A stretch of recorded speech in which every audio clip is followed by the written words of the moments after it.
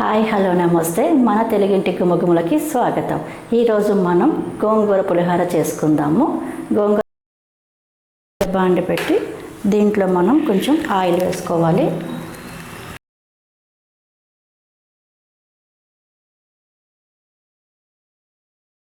Oil వేడవగానే దాంట్లోకి 1 table spoon మెంతులు వేసుకోవాలి.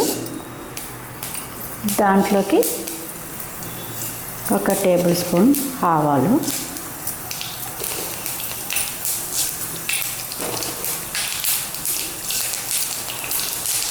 ఈ ఆవాలు చిటపటనగానే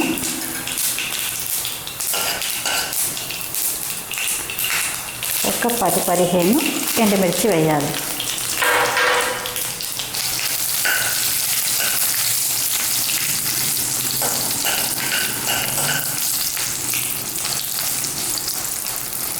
ఈ ఎండుమిర్చి కూడా వేగంగానే కొంచెంగా ఇంగువ వేసుకోవాలి. ఇంగువ వేసుకున్న 1 నిమిషం వెంటనే బంద్ చేసేసుకోవాలి స్టవ్. దీన్ని ఒక మిక్సీ జార్లో చేసుకొని పొడి చేసుకోవాలి.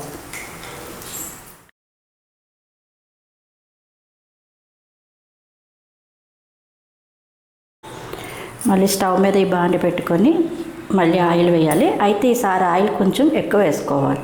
పులిహోరకి కాస్త ఆయిల్ ఎక్కువే పడుతుంది. ఆయిల్ ఉంటేనే మనకి టేస్టీగా కూడా వస్తుంది పులిహోర. ఇప్పుడు ఆయిల్ వేసిన తర్వాత ఇది కొంచెం వేడెక్కగానే ఇందులోకి మనము శుభ్రపరచుకున్న గోంగూరని వేసేయాలి.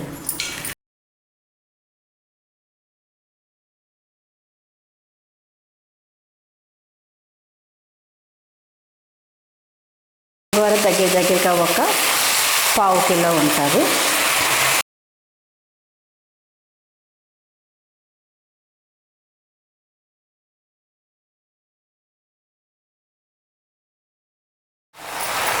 ఈ గోంగూరని ఈ ఆయిల్లో మంచిగా వేగనివ్వాలి. ఎక్కువ వేగకపోతే కనుక గోంగూర అంతా జిగురు వస్తుంది. అందుకని మంచిగా వేగేంత వరకు ఈ గోంగూరని వేపాలి. ఎర్రగా రావాలి ఈ గోంగూర అంతా వేగి.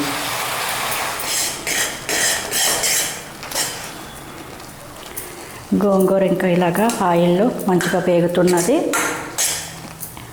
మొత్తం వేగేసరికి మనకి ఆయిల్ అంతా బయటకు వచ్చేస్తుంది. మొత్తం గోంగూర ఆయిల్ వేరు పడుతుంది. అప్పుడు మొత్తం అంతా ఉడికినట్టు, ఇది మొత్తం వేగినట్టు లెక్క. ఈ టైంలోనే నేను కొంచెం పసుపు వేస్తున్నా. కొంతమంది అన్నం వండినప్పుడే దాంట్లో పసుపు వేసి కలుపుకుంటారు. నేనేమో దీంట్లో వేసుకుంటున్నాను. ఎవరి ఇష్టం వాళ్ళది. నేనైతే ఈ గోంగూరలో పసుపు వేసి ఉడకనిస్తాను. 5 minutes later. ఒక 10-15 నిమిషాలు వేగిన తర్వాత మనకి ఆయిల్ అంతా ఇలా సపరేట్ అయిపోయి గోంగూర కనిపిస్తుంది మనకి. అంటే ఇలా అయితే సరిపోతుంది మనకి. దీంట్లోకి కొంచెము చింతపండు రసం వేసుకోవాలి. ఎక్కువ కాదు, ఒక చిన్న ఉసిరికాయ అంత చింతపండు రసం వేసుకోవాలి. ఎందుకంటే నేను ఎర్ర గోంగూర తీసుకున్నాను. అదే తెల్ల గోంగూర తీసుకుంటే కనుక ఒక నిమ్మకాయ అంత చింతపండు రసం వేసుకోవచ్చు. నేనైతే ఎర్ర గోంగూర తీసుకున్నందుకు ఒక చిన్న ఉసిరికాయ అంత చింతపండు రసాన్ని వేస్తున్నాను.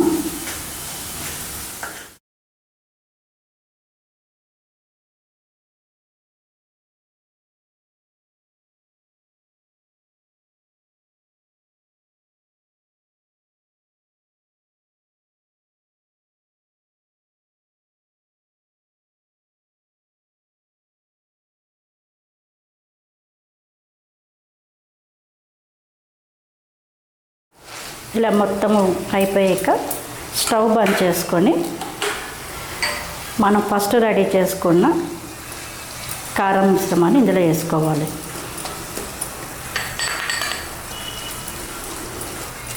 వేసుకొని మంచిగా కలిపేసి దీంట్లోకి మనం ఉడికించి పెట్టుకున్న అన్నాన్ని కలుపుకోవాలి. ఉడికించి పెట్టుకున్న అన్నాన్ని ఈ మిశ్రమంలో వేసి మంచిగా కలుపుకోవాలి. అయితే అన్నము వెంటనే వేడిగా ఉన్నప్పుడు వేయకూడదు. ఉడికించిన తర్వాత బాగా చల్లారిన తర్వాత అన్నాన్ని ఇందులో వేసుకోవాలి. అప్పుడే మనకి పొడి పొడిగా వస్తుంది. ఇది మొత్తం రైస్ అంతటికి పట్టింది. మంచిగా కలబెట్టినాం కాబట్టి మంచిగా ఈ గోంగూర అంతా రైస్కి పట్టుకున్నది. దీన్ని తీసి పక్కన పెట్టుకొని దీంట్లో పోపుకి ఇంకొక బాండి తీసుకోవాలి. ఇప్పుడు పోపు పెట్టుకోవాలి. దీనికి స్టవ్ వెలిగించుకోవాలి.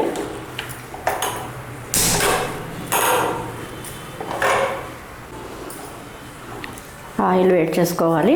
ఆయిల్ వేడి చేసుకొని దీంట్లో కొన్ని పల్లీలు వేసుకొని వేపుకోవాలి. పల్లీలు వేగిన తర్వాత దీంట్లోకి 1 స్పూన్ మినపప్పు, 1 స్పూన్ పచ్చిశనగపప్పు, కొద్దిగా జీలకర్ర,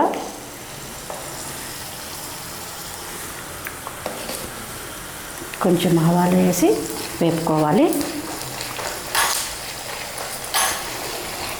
ఈ పోపు మనకి తినేటప్పుడు పంటికి తగిలితే మంచి రుచికరంగా అనిపిస్తుంది.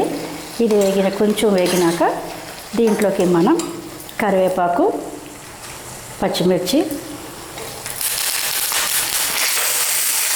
చేసుకొని ఈ పోపు మొత్తము ఈ రైస్లోకి వేసుకొని మళ్ళీ ఒకసారి మంచిగా కలుపుకుంటే మనకి ఎంతో గుమగుమలాడే మన గోంగూర పులిహోర రెడీ అయిపోతుంది. దాన్ని మనం ప్లేట్లోకి తీసి సర్వ్ చేసుకొని ఈ వేడిగా ఉన్నప్పుడు కాస్త నెయ్యి వేసుకొని తిన్నా సరే, లేకపోతే ఇలా తిన్నా సరే చాలా రుచికరంగా ఉంటుంది.